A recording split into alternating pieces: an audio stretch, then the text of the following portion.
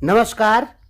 आज सबसे पहले हम आपको ये बताएंगे कि आज से लगभग 35-40 साल पहले 1982 के दशक में हमारी उम्र 15-16 साल रही होगी, तो उस समय नेपाल के बारे में हमारे दादाजी ने कुछ बताया था।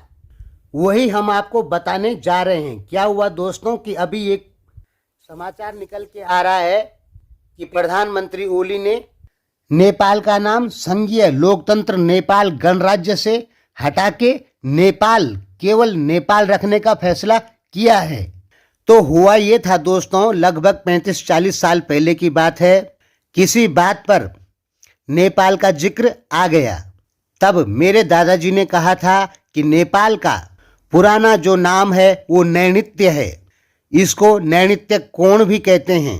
और उस समय उन्होंने ये भी कहा था कि नैनित्य कोण में हिमालय का बहुत बड़ा हिस्सा आता है। और दोस्तों उन्होंने ये भी कहा था कि नेपाल का नाम नेपाल न होके नरेपाल था। हालांकि मैंने नरेपाल नेपाल का नाम कभी नहीं पढ़ा, लेकिन हमारे दादाजी ने बताया था कि नेपाल का नाम एक तो नैनित्य कोण था जिसमें हिमालय का बहुत बड़ा हिस्सा आता है, और दूसरा उन्होंने बताया कि नेपाल का नाम नेपाल न होके प्राचीन नाम नरेपाल था और नरेपाल एक ऋषि होते थे। दोस्तों मैंने नेपाल का नाम नरेपाल कभी नहीं पढ़ा और नैनित्य कोण भी कभी नहीं पढ़ा, लेकिन हमारे जो दादाजी थे वो बहुत ज़्यादा जानकारी रखते थे। आप इतना ही समझें कि 1982 और 80 के दशक में, 70 के दशक में उनके हमेशा न्यूज़पेपरों में लेख छपते थे।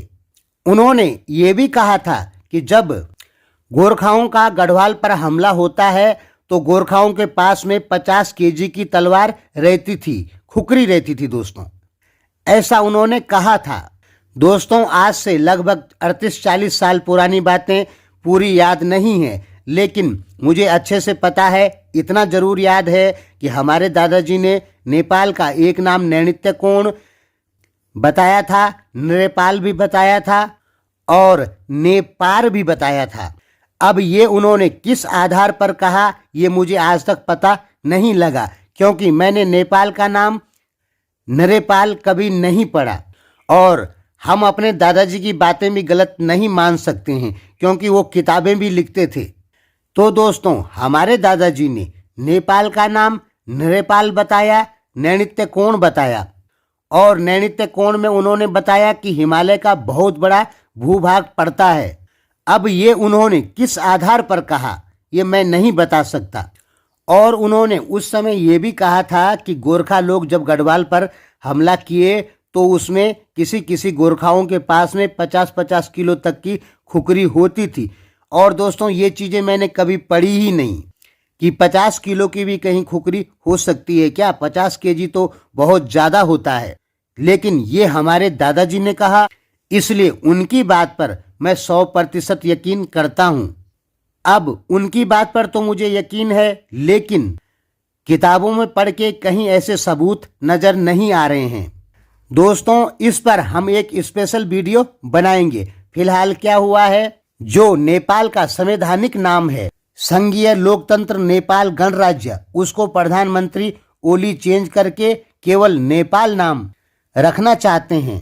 नेपाल के कानून, न्याय, संसदीय मामलों का जो जानकार मंत्रालय है उसकी तरफ से एक सर्कुलर जारी हुआ है कि नेपाल का नाम संघीय लोकतंत्र नेपाल गणराज्य से हटा के मात्र नेपाल लिखा जाए। और दोस्तों आपको पता होना चाहिए कि नेपाल जो नाम है वो मोनार्की नाम है।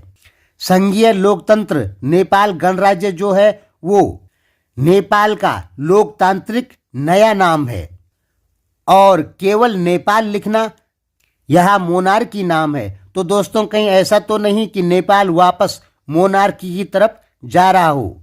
हालांकि इसके संकेत नहीं मिल रहे हैं। भले ही नेपाल में राजा के पक्ष में कितने भी आंदोलन हो जाएं, फिर भी नेपाल राजशाही की तरफ इतनी आसानी से नहीं जा सकता है, उसके चांस नजर नहीं आ रहे हैं। और प्रधानमंत्री ओली तो खुद मोनार्की के विरोधी थे, तो वो कैसे संघीय लोकतंत्र नेपाल गणराज्य से नाम हटा के नेपाल नाम कर रहे हैं। आपने देखा होगा कि माओवादी जनयुद्ध में माओवादी लोगों ने गाय आदि सब खाया, लेकिन प्रधानमंत्री ओली इस समय गाय को नुकसान पहुंचाने वाले लोगों के विरोधी हैं, जबकि माओवादी जन युद्ध के समय में इन्होंने भी ये चीजें खाई, लेकिन अभी ये इसके विरोधी कैसे हो गए। दोस्तों, संघीय लोकतंत्र नेपाल गणराज्य से केवल नेपाल नाम करना यह किस राजनीति के तहत हो रहा है, हम आपके लिए बहुत ही जल्दी एक वीडियो लेकर आएंगे और उसमें बताएंगे कि इसके पीछे की असली वजह क्या है। दोस्तों, अभी आपको लग रहा होगा कि ये एक बहुत छोटी मोटी बात है। नहीं दोस्तों, इसके पीछे भी बहुत बड़ी बात छिपी हुई